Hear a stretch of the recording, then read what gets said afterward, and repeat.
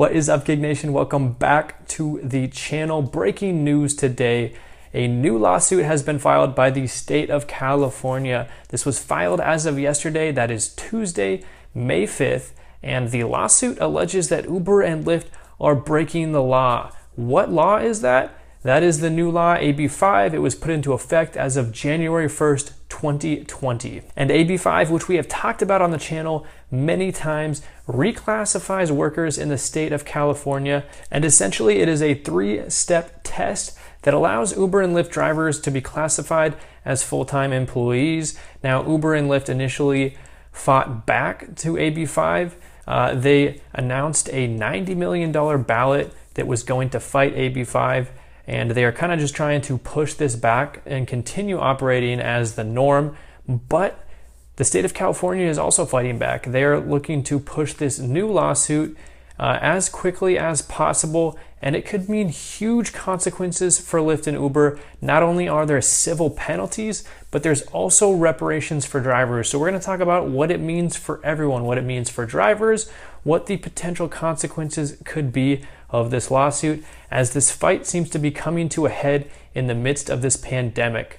And the pandemic really has forced this onto the front stage here, because Lyft, Uber drivers who are not able to drive as demand for travel and these related activities has decreased significantly. Some drivers are still out there driving, but a lot have either not been able to drive, they've been forced to switch over to shopping, to food delivery, other gig economy apps.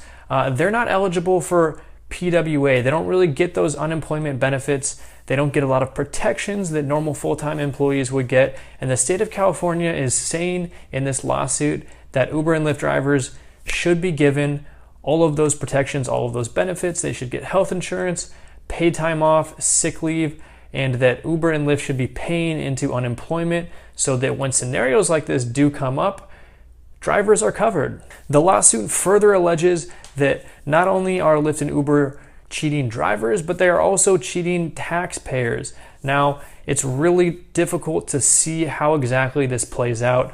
Do Lyft and Uber drivers only drive for Lyft, or do they also use other apps, other gig economy apps?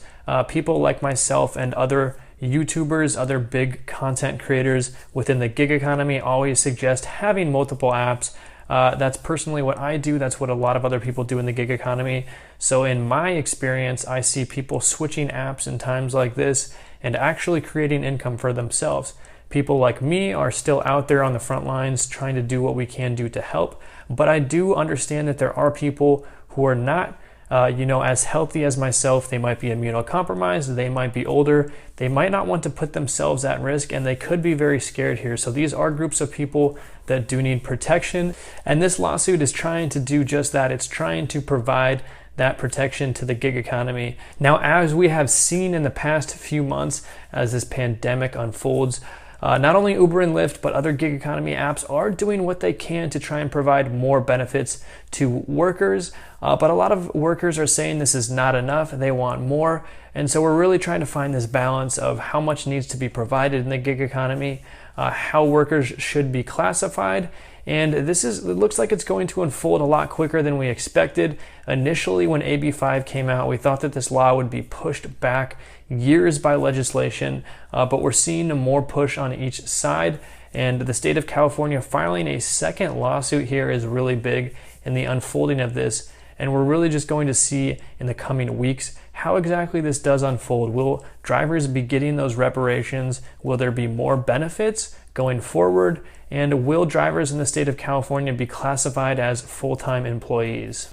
Let me know what you think about this new lawsuit, what the consequences will be, what the potential unintended consequences will be. Will this change the gig economy for the good, for the better, for the worse? Leave a comment down below. Personally, I'm going to stay away from kind of commenting on my personal opinions here, because this gets to be rather a political debate, and I like to stay out of politics. But I do like hearing from you guys what your thoughts are going forward.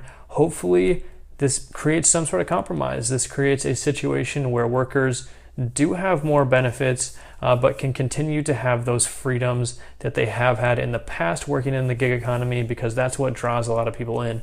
You want to draw people in with the flexibility, but you don't want to be mistreating them once they're in. You don't want to put them in a vulnerable position where they cannot protect themselves and, have the basic benefits that they need as workers and as human beings. If you enjoyed this video, make sure to hit that like button, subscribe to the channel for all of the latest gig economy news and side hustle updates.